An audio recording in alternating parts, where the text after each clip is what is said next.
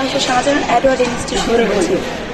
আমাদের প্রধান শিক্ষকের পদ থেকে 11টি অপকর্মের কথা আমরা বলবো।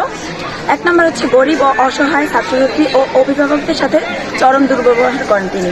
2 নম্বর হচ্ছে কমিটির অনুমোদন ছাড়া একক ক্ষমতা বলে অতিরিক্ত সেশন চার্জ ও বেতন আদায় করে। আবার কিছু শিক্ষকদের নিয়ে তিনি অপকর্মের সাথে জড়িত। 4 নম্বর স্কুল পরীক্ষার অ্যাডমিট কার্ড বাবদ তিনি 100 টাকা আদায় করত।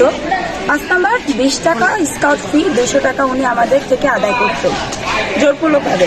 6 নম্বর ছাত্রছাত্রীদের সাথে তিনি অসৎ আচরণ করত।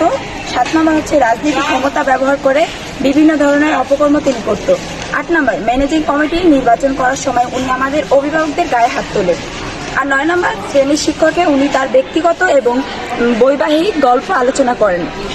10 নম্বর তিনি প্রতি বছর সাংস্কৃতিক তিনি গত কয়েক বছর ধরে সাংস্কৃতিক অনুষ্ঠান করতে চান না, তিনি চায় সব টাকা নিজে নিয়ে যেতে আত্মসাৎ করতেন।